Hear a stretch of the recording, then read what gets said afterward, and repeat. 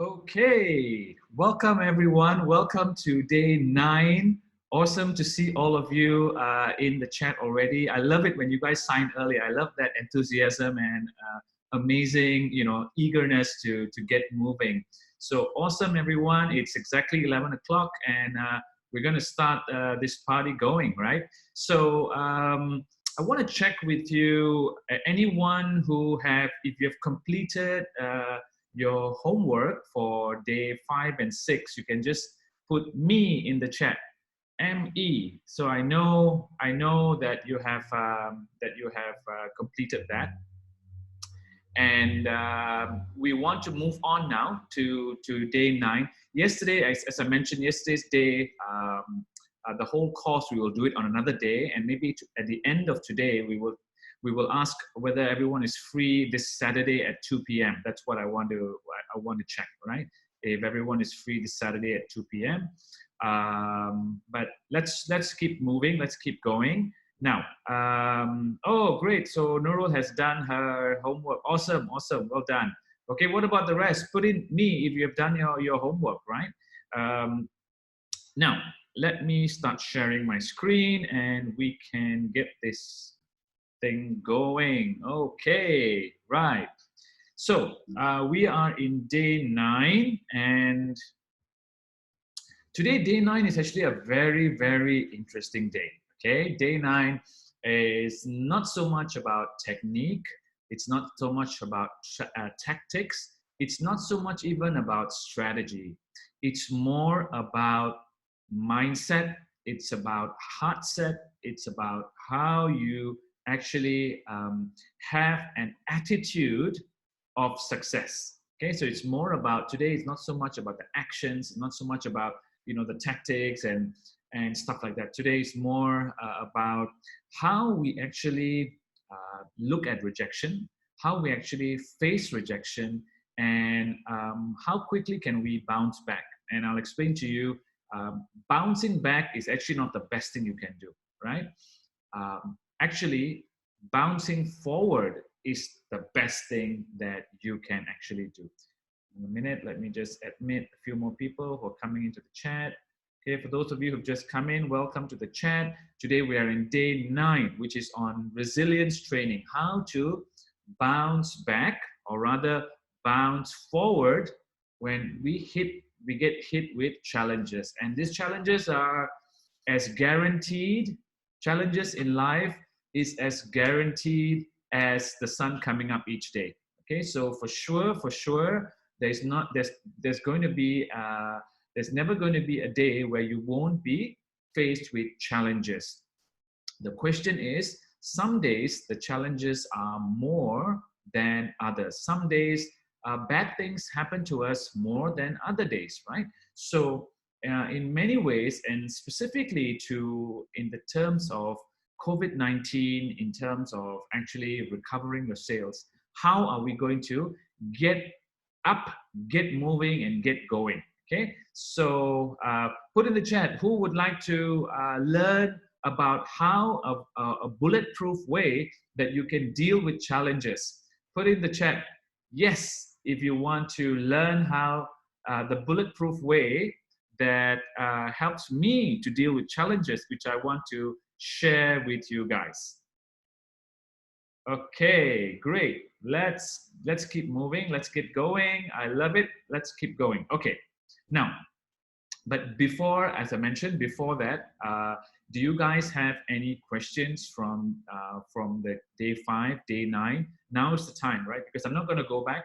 I'm not going to go back anymore to look at those challenges, right? Today is your last chance to actually ask me any questions about understanding your customer, understanding your customer's needs, understanding what makes your customer upset, not with you, but what makes your customer upset with their situation, with the things they are around them right now, right? What makes your customer happy? What makes your customer, what is your customer, when they wake up in the morning, what are they looking forward to fixing, or they're looking forward to something that they can find. So who wants to actually talk about their homework? Who wants to actually talk about there are challenges in doing the homework, anyone, just type me, and then we can actually look at it. Like I said, the important thing here is me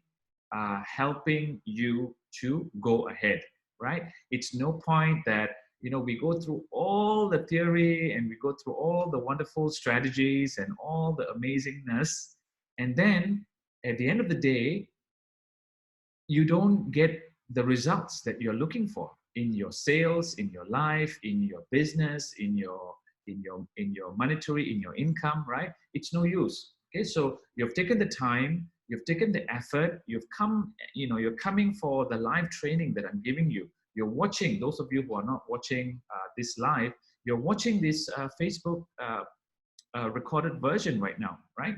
So you're taking all that effort and time and trouble. It's just one more step you have to do, which is the homework. In this case, it's the understanding of your customer, so that then you can actually create your story. So today's homework is actually you understanding the challenges, understanding the aspirations, and you actually creating a story. Okay, so if no one is wanting to jump on the hot seat, then I will move on to day 9. Okay, so day 9, exciting, resilience. Okay, resilience and training, right? Okay, first thing that I want to share with you is that whenever you look at your life, right, you see, for example, you know, somebody made $100 million. So like Steve Jobs, for example, right? When he was 23 years old, his net worth at that time was $1 million US, which is amazing. Okay, it was amazing. $1 million US, and this was in maybe in 1970 or something like this, right? Or 1980, which is, or $1 million was a lot of money. Okay, he was 23 years old at that time. When he was 24, his net worth was $10 million. And when he was 25, his net worth was $100 million. Okay, because the company went public, and he had all this money, right? And he actually said that you know, a lot of this success was not really happened in the last 3 years. It was many years before that, when he was actually doing the work and being unknown, like nobody knew him, right? So your success, your results, the whole world will be able to see your results, and they'll say, wow, he did that, or wow, she's so amazing, she managed to do that really wonderfully, right? But nobody knows the hard work that you put into it. Okay, nobody sees the stuff at the back, which you put at it, and nobody knows your journey to get there. So always remember, right, when you're going through life, and when you're going through a situation, remember, it is not that particular situation. It is actually the whole situation. Okay, it's the whole journey, right? So as we go through life, okay, life is not a series of short sprints. Okay, life is a whole marathon. And a lot of people, when they are, especially when they're running a business, right? When they're running a business, they can see it as, oh my God, I got to get through this quarter. In the US, everyone is going through quarters, right? Maybe in other parts, we don't have that kind of sprint. We say, okay, I got to get through this year, and I got to show profit for this year. I got to do that because I need the investors and whatever, right? But at the end of the day, remember, you always got to have a long-term vision and be running that race. Okay, not the race that you think your competitors are running. And so, like in many cases, like when I used to work in HSBC, they have got, their race is 100 years, which is amazing, right? So when we did the branding, right, we said like, okay, what is HSBC has been around for 100 years, right? What is going to make sure that this bank remains a strong brand for the next 100 years, right? So imagine, you know, they have their time frames are in hundreds of years, for example, right? And that's how the great founders build their companies, right? So in the same breath, I know we talk about, I don't even know whether I'm going to be able to, my business is going to survive for the next 3 months because of COVID-19, right? What are you talking 100 years? It's crazy, right? I have no intention to think that far. I don't even know whether I'm going to be able to survive for tomorrow, let alone next 3 months, right? I hear you, okay? But that's not my point. My point is here that you have that mindset, okay? So you think about tomorrow, of course, think about tomorrow and do what it takes to do tomorrow, but have that vision for the success of your brand 3 years, 5 years, 10 years, even 20 years from now, right? Have that longer term vision. Okay, that's one concept. The next concept I want to tell you, which is actually very, very interesting, is the no hurry, no pause. Now, what does it mean, no hurry, no pause? I learned this from Tim Ferriss. How many of you have heard of Tim Ferriss or have read his book, The 4-Hour Work Week? Please put in the chat, Tim, T-I-M, so I know that you've heard of Tim Ferriss. Tim Ferriss is an amazing guy. I first read his book about maybe, 10, 12, 2009, right? I read this book in 2009, which is like 11 years ago. And when I read his book, it was amazing. It was like a really revolution for me because of the way that he was approaching his life, right? He was an employee just like everyone else. And one day he said, you know what if I don't have to work anymore? I'm working 40 hours a week, right? What if I can cut that down by 10 times and work, even less? And he devised a strategy to actually do that. I'm not going to spoil it. So those of you who haven't read the book, The 4-Hour Work Week, right? And it ended up that he only worked 4 hours for his company, right? He was in an architectural firm where he needed to do the drawings, right? He needed to do all these drawings in the office, right? How he managed to convince his boss to get out of the office, how he managed to outsource all his work to India and other VAs, virtual assistants, how he discovered that. So his boss and everyone in his company thought that he was actually working 40 hours a week and working from home, right? But actually he was in Germany during the beer fest, drinking beer, having a good time, going to Barcelona, traveling the world. And everyone in his company thought that he was actually, working from home, and he was producing the highest results of everyone in the company, right? But because he was using smart leverage and stuff like that. So I also learned this thing called no hurry, no pause. And this is something that you really, really need to understand. And who remembers the story, right? Put in the chat about the tortoise and the hare. Who remembers the story about, it's an old fable from Aesop's, right? Oh, great, yes. How did the story go? It was the hare, the rabbit in this case, we can call it, was really confident of his ability to run really fast. And he said to the tortoise, right? Okay, let's take a race, right? Let's do a little race, and let's see who will win, right? So the tortoise said, okay, I will do the race, right? So the hare started the race, and then after that, because he was so fast, he said, maybe I will rest a little bit. And he, because he rested and he overslept while waiting for the tortoise to catch up. And the tortoise was just going on and on and on, right? Never stopping, never resting, just keep going at your very slow pace, right? And in the end, the tortoise, suddenly he woke up. Oh my God, I've fallen asleep. And he continued to run as fast as he could. And just as he was coming to the finish line, he saw the tortoise there crossing the finish line, and the tortoise actually won. Okay, so it's an incredible story, and a lot of us have learned it from when we were little children. But how is that relevant to today? how is that relevant with resilience? So today I'm going to share with you the secrets of the military.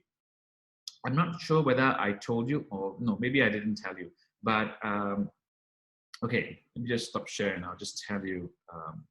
Okay, guys, when I know my internet connection is not great, but whoa, yeah, I know my internet connection is not great, but you know what? This call is being recorded, and you can actually get the full recording, right? Okay, let me tell you. So when I was in Australia, you know, I had all my challenges, and I was doing some businesses. One of the businesses that I actually did was a training business for CEOs, right? And it was exactly this, resilience training, right? It's crisis training for CEOs. And we used to, and my partner who actually was doing the training was an ex-military guy. He was from the British military, but he was just not a normal military. He was from the Special Forces, which is the best of the best military. They get into something called the Special Forces, and he was in the Special Forces, and he used to go and train the elite military people in the Navy SEALs and stuff like that. Now, the difference between the normal military and the elite, they call it, in different countries, they call it the 69 Commandos, they call it the SWAT, they call it the Navy SEALs, right? There are many terms for this, but basically these are very small units, and they have to do very amazing missions, like really amazing. So for example, in Afghanistan, they have to go into the enemy lines, okay? So from Pakistan, they have to go across the border into Afghanistan. Just only 6 people. They go in, they plant the landmines, or they go and disable the military in the dark of the night, where there are 10,000 of the enemy there.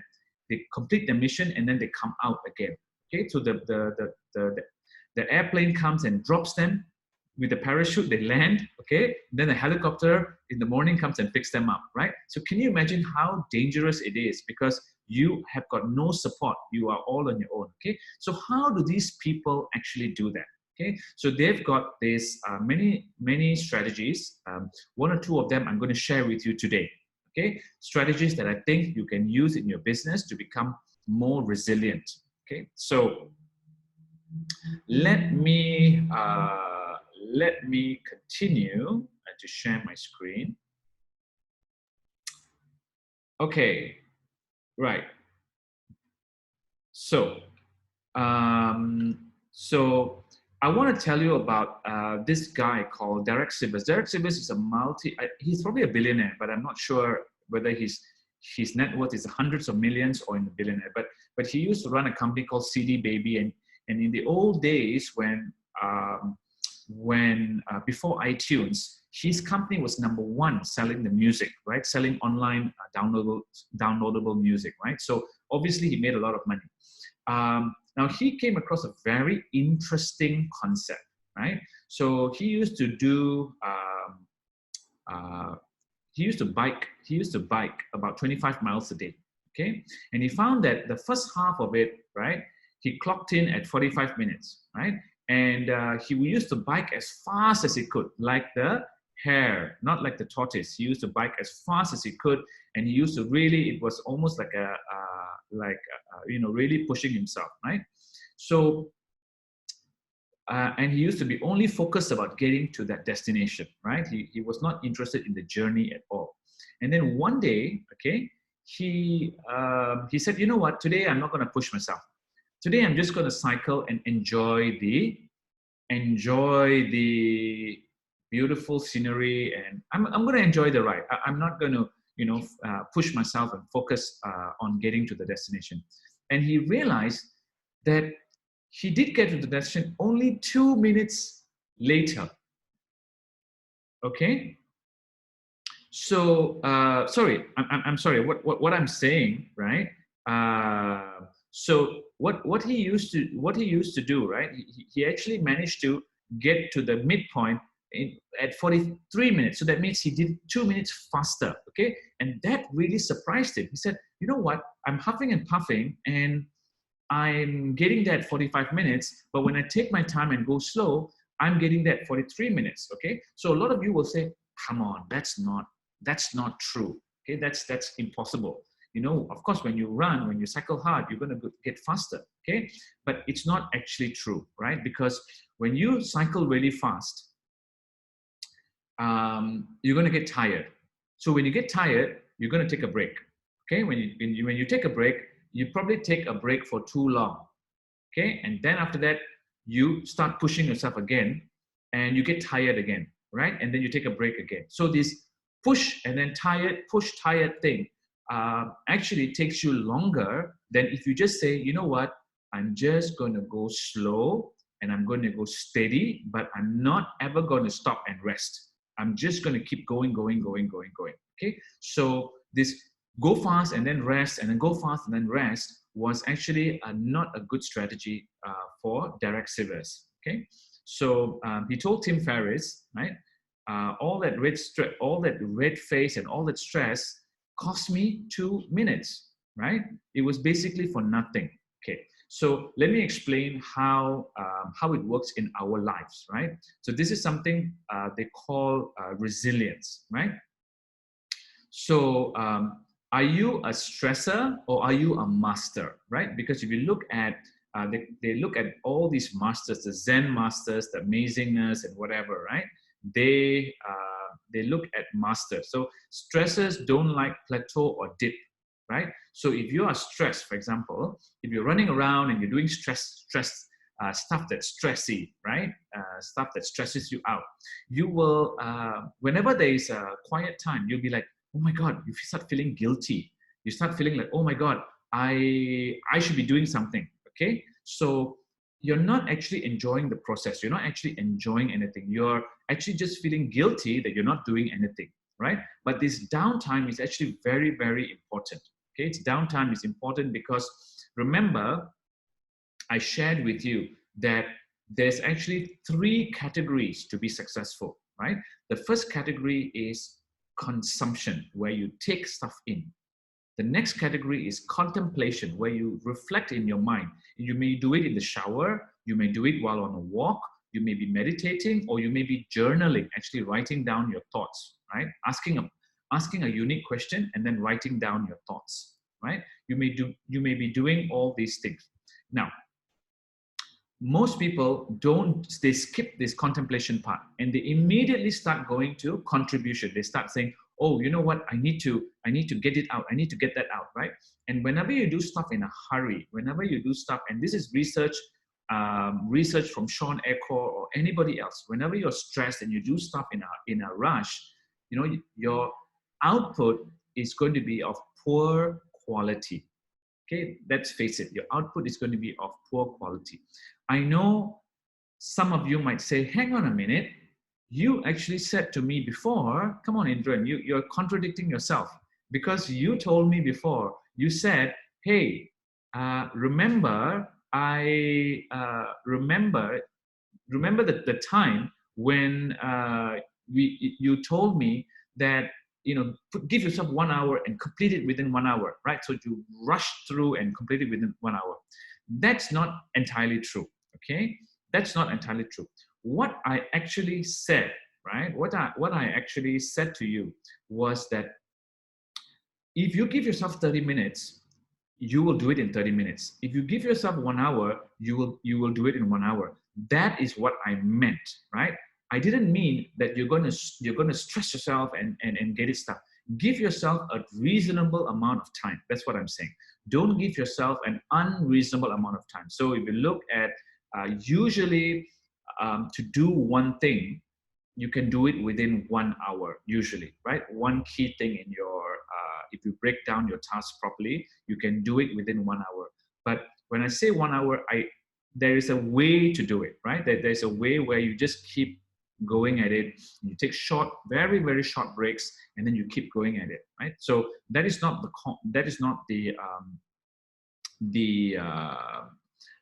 my reason for talking about that today. My reason talking about it is to have this resilience mentality. So when you get hit, do not stop.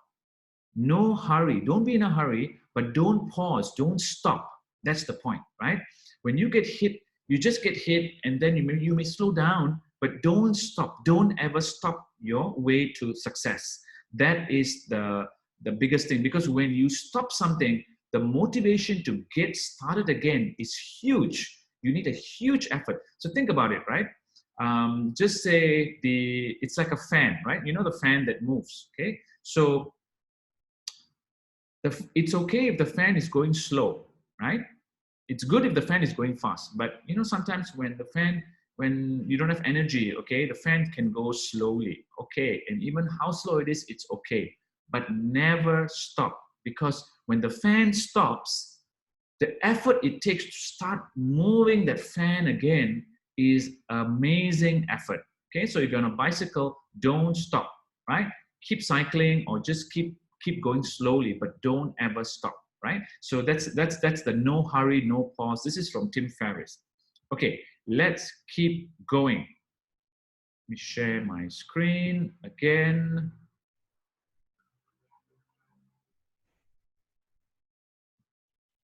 Okay, right. So now this is the stressor. Okay, they don't like plateaus or dip. Now, how does the master do it? Right? How does the master do it? Okay, the master knows. Okay, that life is a series of cycles. Okay, so when I say master, I mean the masters of this game. Whether they are very ultra successful people in business, or they could be great spiritual leaders as well, or great leaders in general, right? Who face a lot of incredible challenges. And I'm going to share with you a story about someone um, later on today about this and how they survived, right? They survived amazing, incredible hardship and how they came out of it. But that is for later. For now, I want to give you the tools, the strategy of being a master, a strategy to understand the structure. So for most people, right, they for most people, they go up here, and then when they go to the dip, they actually go down and they stop. Okay, because they're like, no, it's not working. It was working, and then now it's not working. So you know what? I'll try something else, and then they move away, right? But those who persevere, no hurry, no pause. If there is one thing you're going to remember today of everything that I've said, it is this: no hurry, no pause. That means no need to rush around. There's enough time to do everything. Enjoy the process, enjoy the challenges, take it in your stride, but never stop, right? Never ever stop. Keep moving. Maybe you have to course correct. Maybe you have to pivot. Maybe you have to whatever, but never ever give up hope. Never ever stop. Okay, so this is how the masters do it, right? They go through dip, through dip, through dip, and they go up. They stay calm and they persevere with any challenge that they face. So right now we are, you know, you had your business challenges. Okay, you overcome those business challenges. You had your sales challenges. You overcome those sales challenges, and now, as you are going to the next level, suddenly COVID-19, haha, COVID-19 is knocking on your door, right? Saying, hello, I'm here to give you a new challenge. Challenge not only to your health, but also challenge to your business and the life as you know it. Okay, what are you going to do with this new dip? Okay, when I say it's a new dip, it's because you have had many dips before. This is not the first time you're facing any challenge, but it's the first time you're facing this new challenge, right? So what do you do? What do you do? How do you get out of it? Okay, you stay calm and you persevere. Okay, and you go through. And after COVID-19, there will be, I don't know, COVID-21, who knows, right? There'll be another and another and another and another. That is the guarantee, right? As the sun goes up, as sure as the sun is going to go up, as sure as you're going to have problems, and as sure as you're going to have challenges. Okay, that is just the nature of things. The question is, how are you going to deal with it, and what are these challenges, and how can you master these challenges? Okay, so the most successful people who realized, who took the strategy of, so Alexander Graham Bell. Alexander Graham Bell invented, okay, put in the chat right now. He is the founder of which company? Alexander Graham Bell founded, okay, tell me about, he invented the telephone, by the way, okay? He's the inventor of the telephone as we know it today. He also invented, he's the founder of one company. What company is it? Very, very famous company. Put in the chat right now so I can see. Yeah, Bell. So, yes, telephone, the telephone used to have a bell in it, and Alexander Graham Bell, he invented the telephone. So, what company did he form? GE, he formed General Electric, okay? He formed GE. So, which still exists today, right? GE is a multi-billion-dollar company that still exists today. It was from this guy, Bell, okay? The next one, life of an early stage entrepreneur, which is some of you are entrepreneurs, okay? Some of you dream of being entrepreneurs, okay? So if you want to learn from that, okay? Life of an entrepreneur, especially the early stage ones, is full of gigantic ups and downs. Really, it's like a roller coaster. 1 minute you are top of the pops because of so many orders you got, or so many investors want to talk to you and invest in your company, right? And the next minute you get hit by a new competitor who has come with, they're 10 times cheaper. And then what are you going to do, right? So make sure you don't let yourself get too high or too low, okay? Remember, they didn't say make sure you don't get yourself too low, okay? Don't get yourself too high either. Why? Isn't it good to be happy and to be amazing and to be wonderful? Why is Che Huang saying don't get yourself too high, right? Maybe he should just be saying don't get yourself too low, don't get yourself too depressed, you should whatever. No. This is something which is most of the world leaders you will see, right? They have got this thing. And if you can Google it, it's called Stoic, S-T-O-I-C, Stoic, right? It's how to be a Stoic. And this term was invented by the Greeks. Okay, the Greeks actually invented Stoicism, they call it, right? Actually, I wouldn't say they invented it. They actually discovered it, because even before the Greeks, there were many people. It's actually a state of mind. Okay? It's a state of mind where you are very calm inside, and you're not floating around. You're not, you're very grounded. Okay, you're very grounded. And if something great happens, you're like, okay, that's great. I'm happy, right? But you're not bouncing around the floor and saying, wow, how, because every time you are happy and you're bouncing around, okay, you are expending energy. You're expending, yes, it's in a positive way and whatever, you're expending energy, and you are having those highs, which then set you up for the lows, okay? So, and when you live in that great contrast, the higher you go, the harder you're going to fall in that sense, right? So you have to be careful not to get too high, because then when you get the low, you really, really get a very, very big low, okay? So imagine a sugar rush, right? So it's okay to have sugar stuff and pace yourself. But the moment you have a lot of sugar at one point, right? That is a huge spike in your blood sugar. And after that, what happens? You get, boom, you get this low, right? So that's what they're trying to say here. Don't get too excited when something good happens to you, and don't get too sad or too depressed when something bad happens to you. And believe you me, this is easy for me to say, right? It's easy for anyone to say it. It's not easy to practice. And I myself am trying, and this is something, today's stuff has got no homework, right? Why? Because this is a lifelong lesson. No matter where you are and no matter how far ahead you are in this journey of resilience, there's always something more you can learn. No matter how far you are ahead, in your in successful in actually managing your emotions, there's always something more that you can learn, right? So today's session is more about how you can be resilient with COVID-19, how you can be resilient when you go and speak to your customers, when you go and get rejection from your customers, how quickly are you going to bounce back? And as I mentioned, it's not about bouncing back, it's about bouncing. Put in the chat, those of you who are paying attention, it's about bouncing.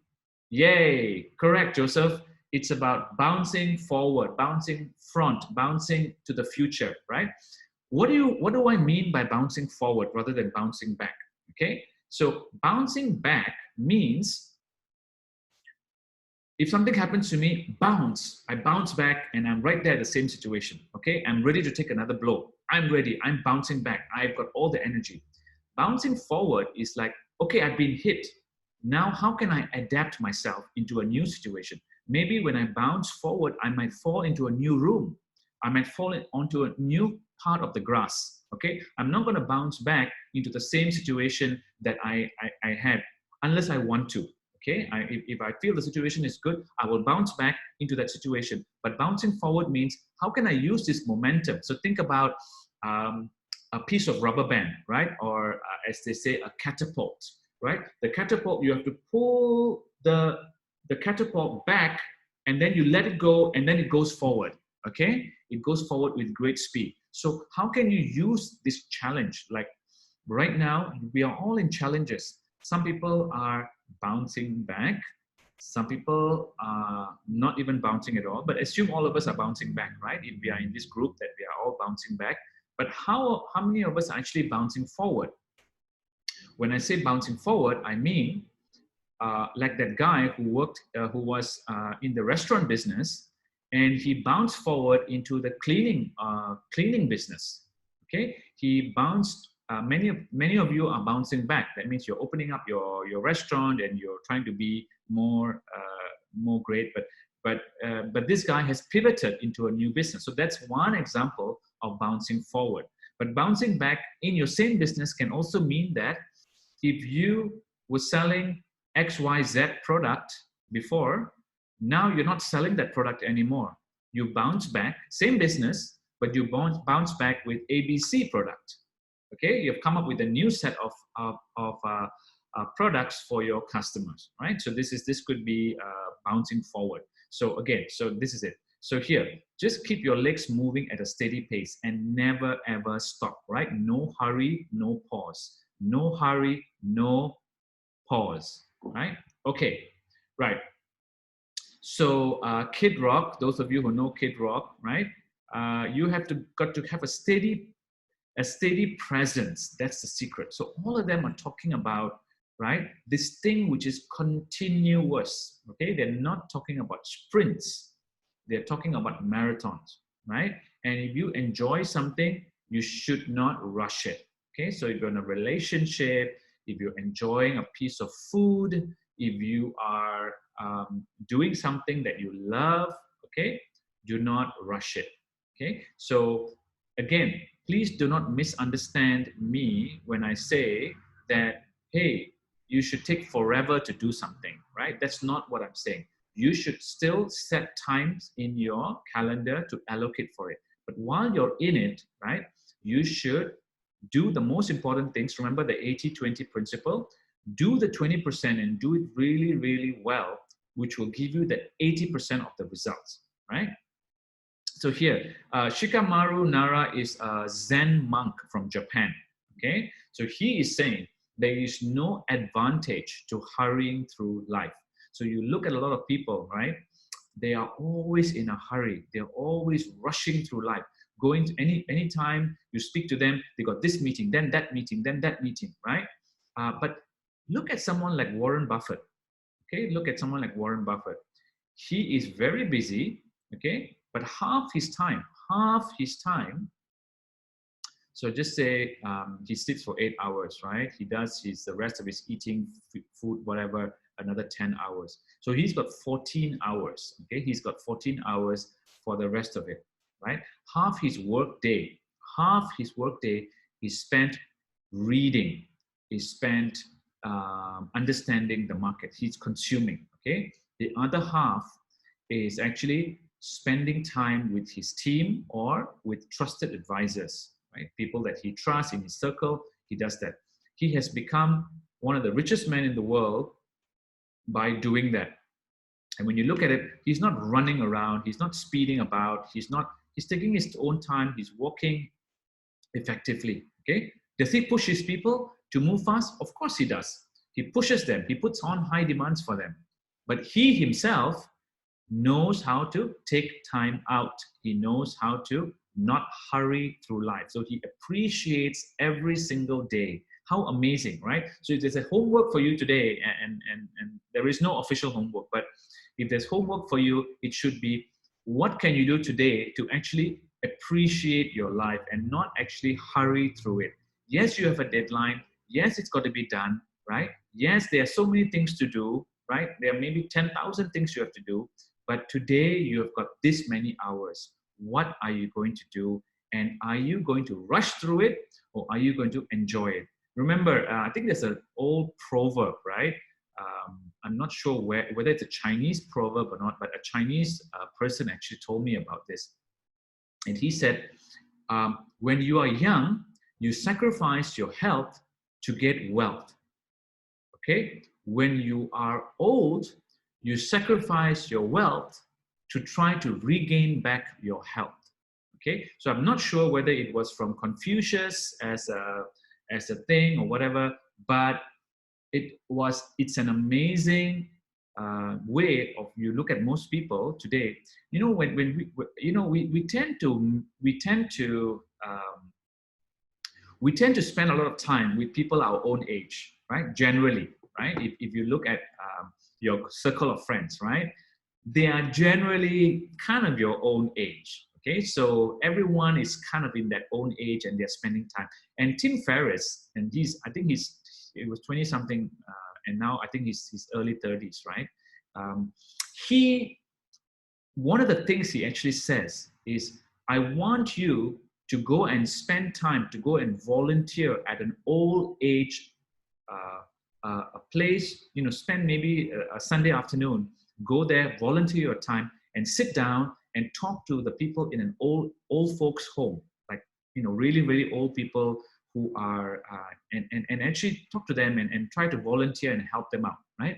And by the way, I've done that, right? I actually did that. I joined a non-profit organization, and I went and spent time to sit down with old people and actually talk to them. And wow, what a difference it is, because I did that when I was 17, 18 years old, right? And most of my friends, in fact, everyone I knew was 17, 18 years old. They're from my school or whatever.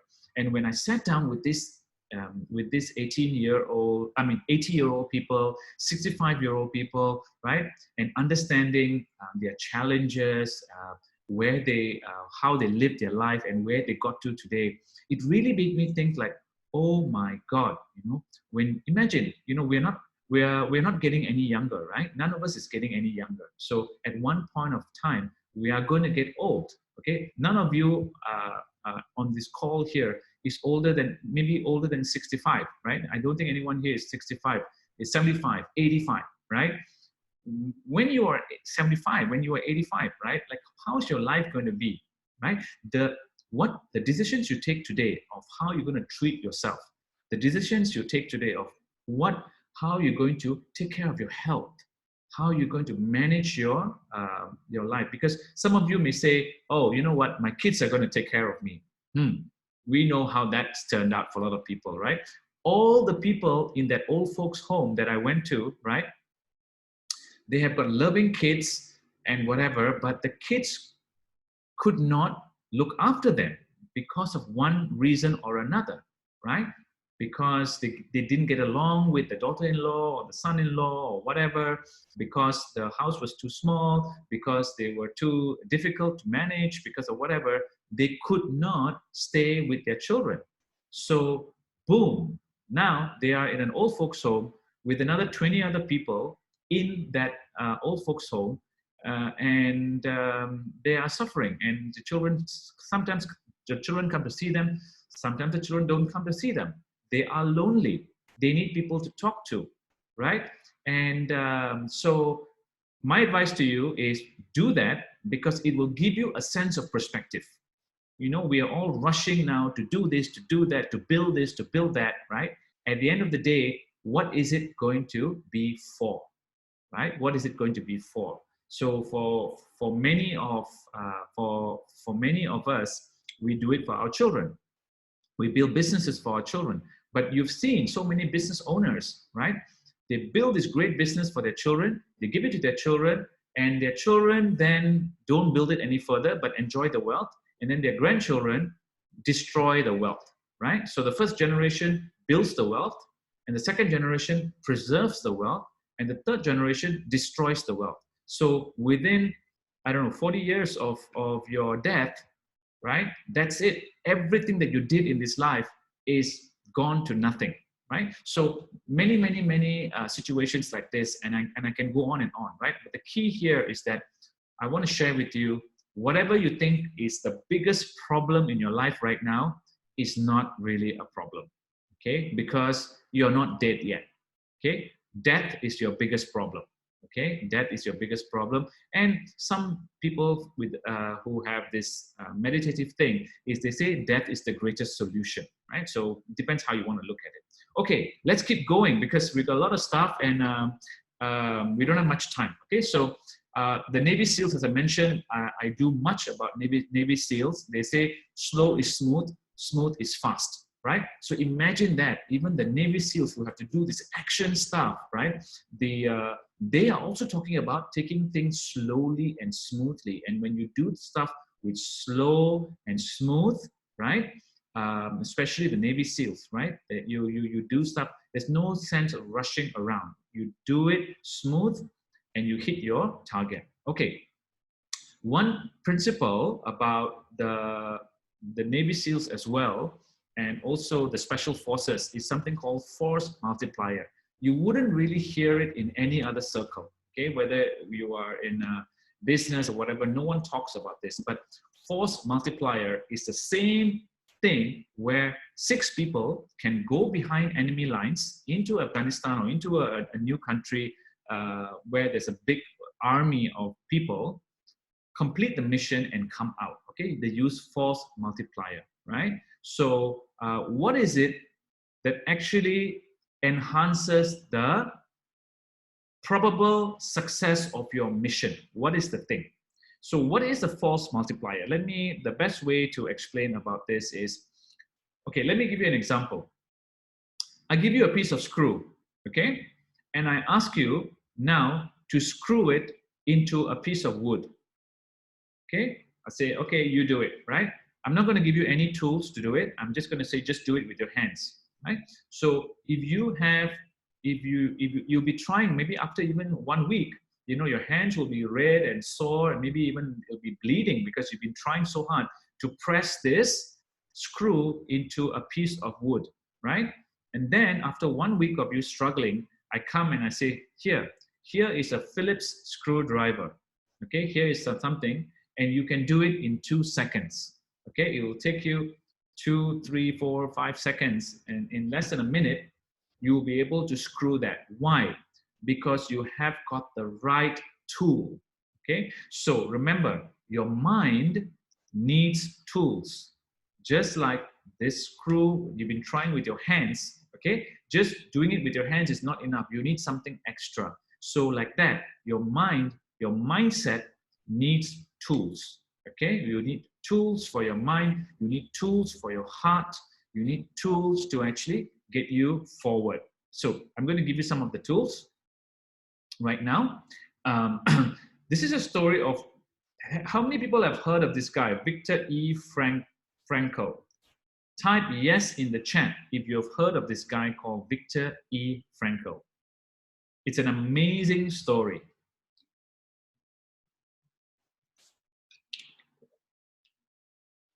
Okay. Now, Viktor E. Frankl was actually born at the turn of the century, 1905. and he was living in Austria.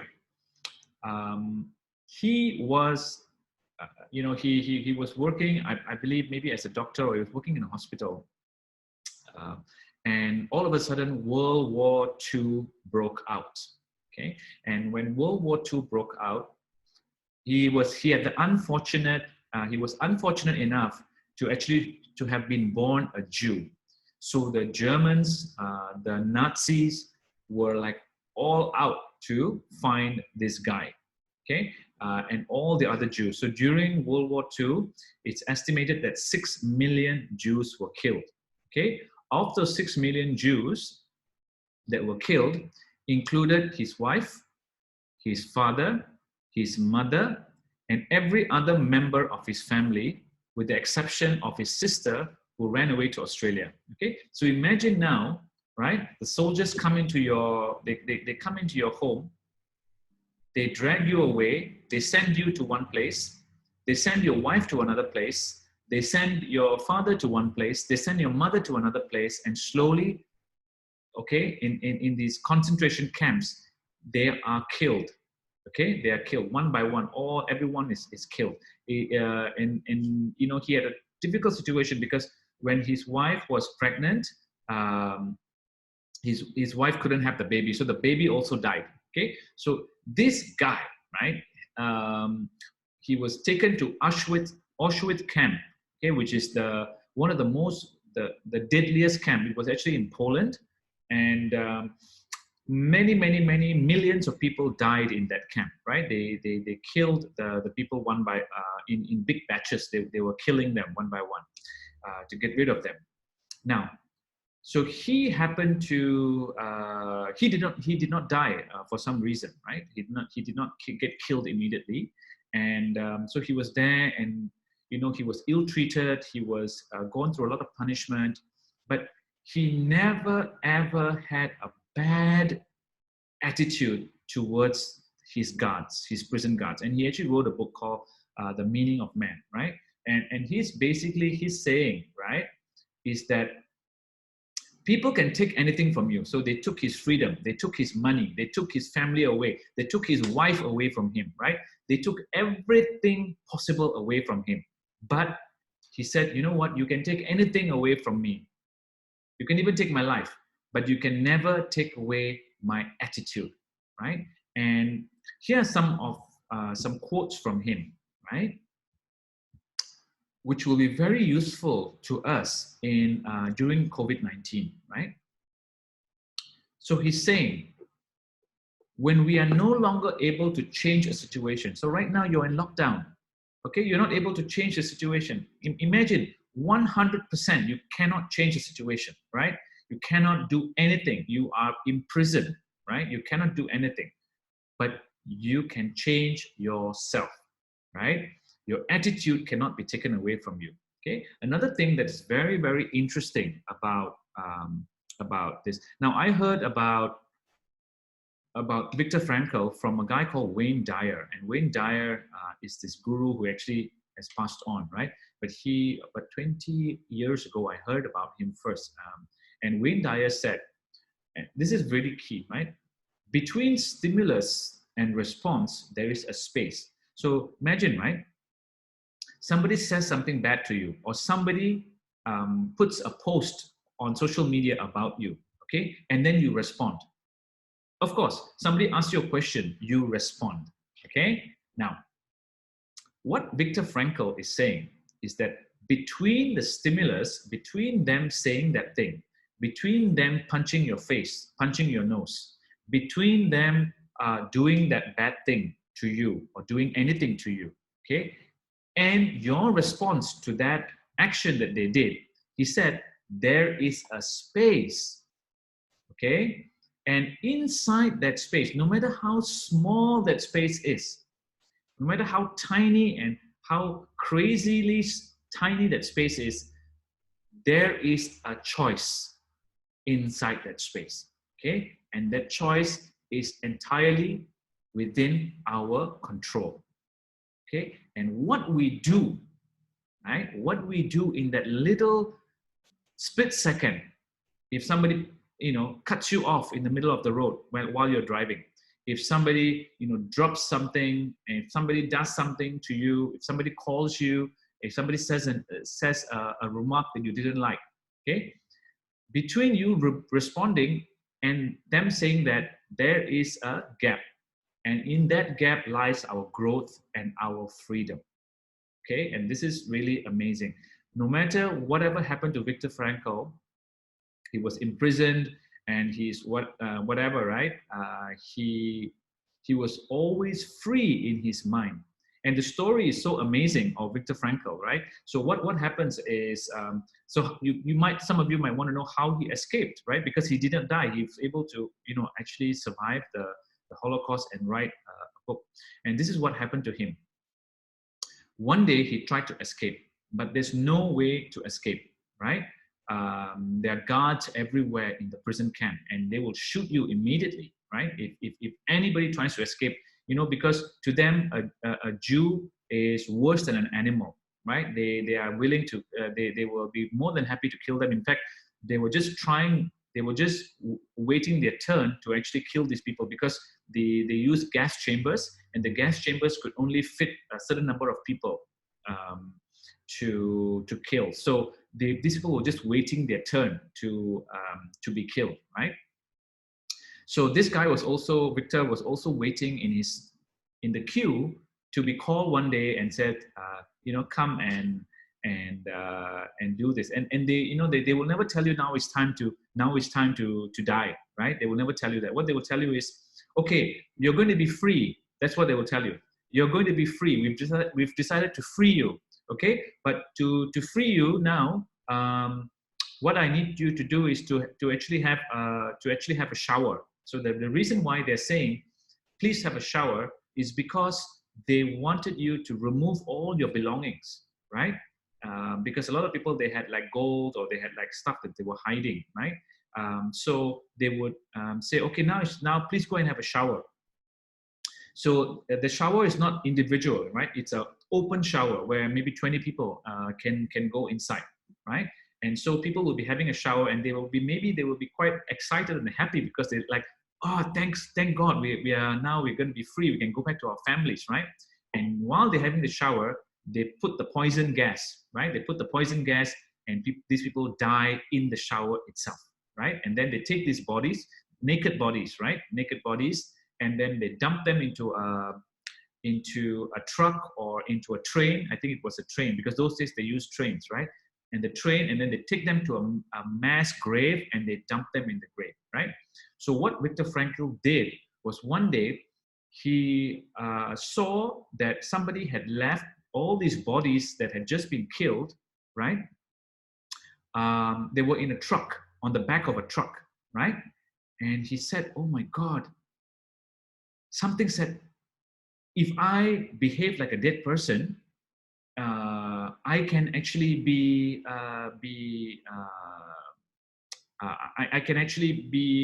come out of this place, right? So he stripped all his clothes, and he put himself he crawled in with all the dead bodies, right? And he crawled in under one of the dead bodies, and he lay there, right? He lay there with the dead bodies, and the dead bodies, for hours and hours, he didn't know what's going to happen. He didn't know that if there's actually going to be someone's going to come and catch him and kill him or whatever. He was so worried and nervous, and eventually the truck driver came, and the truck driver started, and they put them into a train, and so they were rolled up with all the dead bodies. He was rolled up with all the dead bodies, and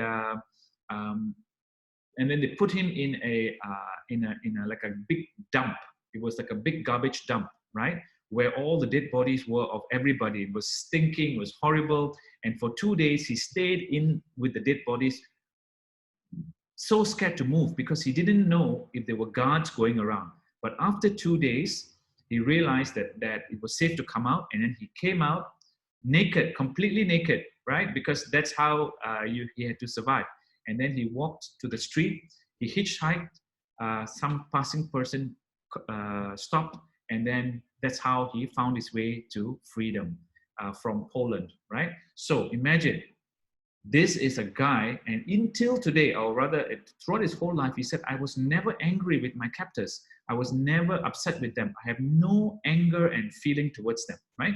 Because he had already been through that, right? So again, these are more and more quotes from Viktor Frankl. The interesting one is this one here. A human being is a deciding being. So you need to make a decision, right? You need to make a decision about your life and where you are now. And once you decide, once you commit, right?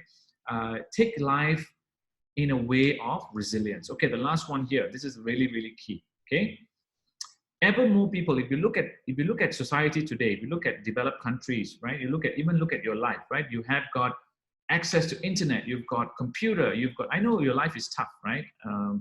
Everyone's life is tough, but look, you've got enough food to eat, you've got internet, you've got a roof over your head, right? You've got everything, right? But you have got all the means to live, right? But you have no meaning to live for. That is what is the problem today. And we see a lot of suicide cases, a lot of people taking their own lives because they have everything, okay, but they have no meaning to live for. So the key here, right, is to understand your purpose in life, to understand the meaning that you want to live for. Okay, so like I said, the homework, and let me go out of here. Let me stop this chat. Okay, so your homework today is actually to come up with your story. So day 5 homework, day 6 homework, combine it together and come out with your story. Okay, do you have any questions for me about your story? Your story is very simple. Step 1, talk about the problem, right? Step 2, talk about the problem and the situation. SIR, remember SIR? Sir, SIR, situation. So today we've got this situation, which is what's happening in the customer's life. I, implication, what is going to happen? What is going to happen if this thing continues, right? What is going to happen? Something must be done to stop it. So what's going to happen? And then R, resolution, how you can resolve that problem for the customer. S, I, R, okay? Situation, which is the pain, the problem that your customer is facing now, what they're angry about, what they're sad about, what keeps them up at night. Implication, what is the implication of that? What is the impact? Okay, I can be implication or also the impact. What is the impact of the situation? What's going to actually happen if they do not lose weight, for example, right? The situation now is they are fat. Okay, if they don't lose weight, they might get some disease. Okay, resolution is I can help you to lose weight with my weight loss program. Okay, SIR. I want you to come up with a story, and this story can be in the form of an Instagram post. It can be in the form of a website. It can be something that you actually say to your customers, right? Like when on the phone. Oh, hi.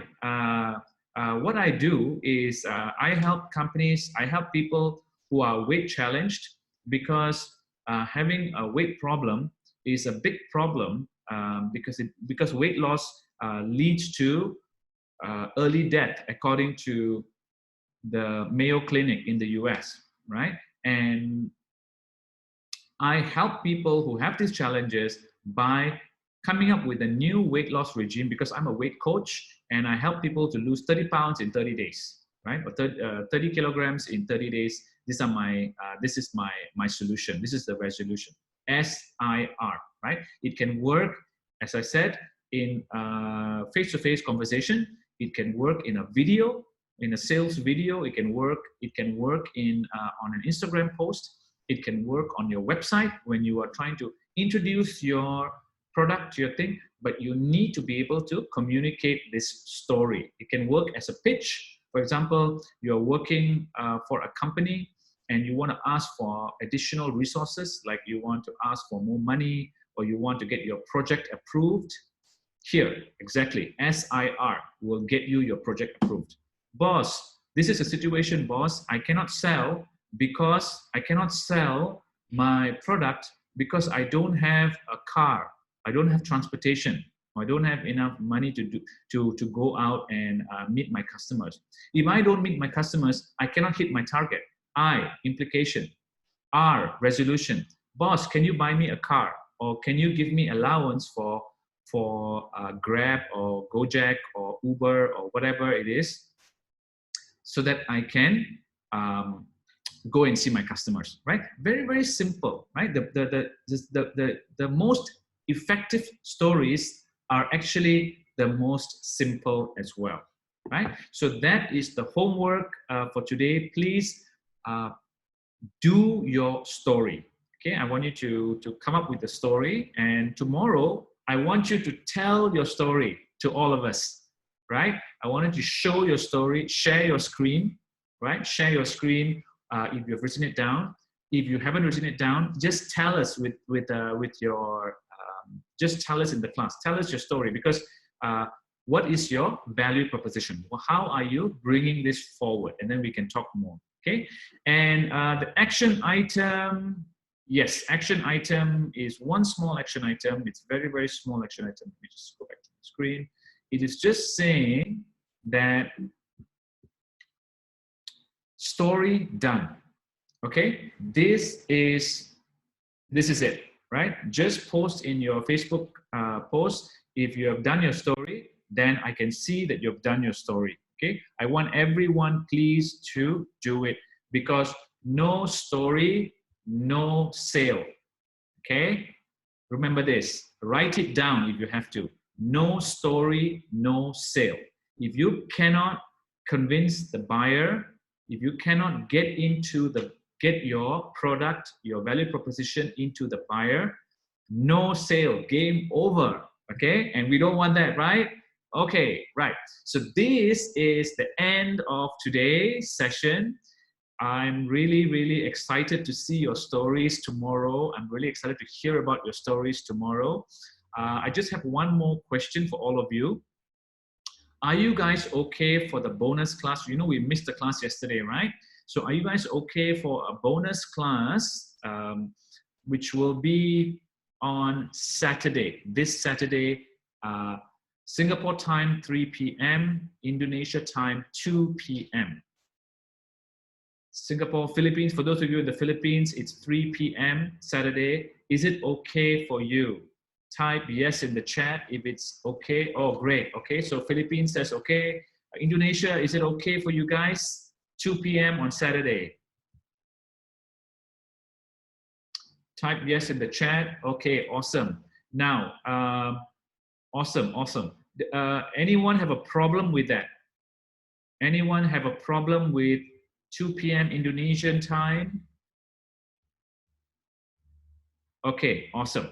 So see you guys 2 p.m. Indonesian time on Saturday, but tomorrow is the last day for our, tomorrow is graduation, right? So I'd love to hear your thoughts. So tomorrow, the way we're going to do it is you share your story. I'll be sharing some content as well, of course, some advanced content from my more advanced programs, which will actually help you to sell like a superstar. Okay, I'm going to share those kind of stuff with you.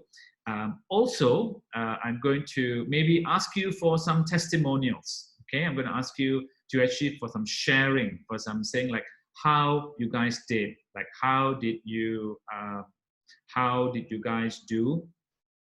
I see Madeline says sorry, Madeline, can you make it on Saturday 2 p.m.?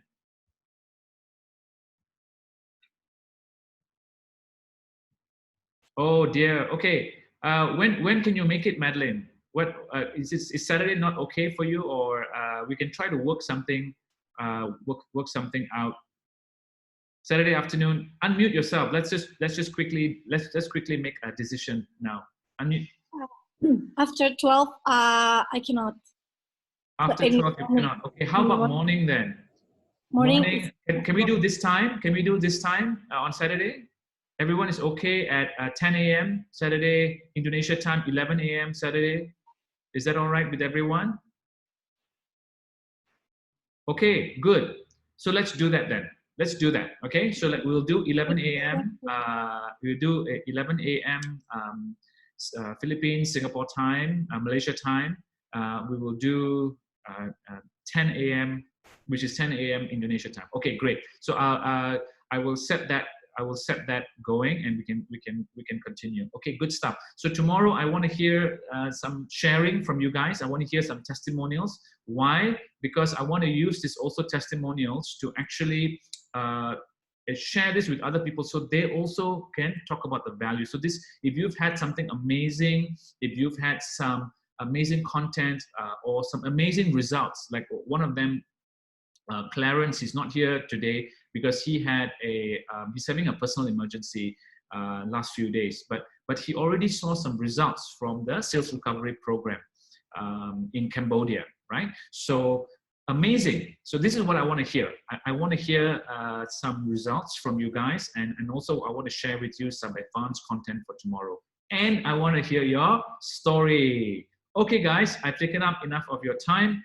Let's meet up tomorrow again for day 10. Take care. Have a great day ahead. And don't forget to get your homework done. Bye.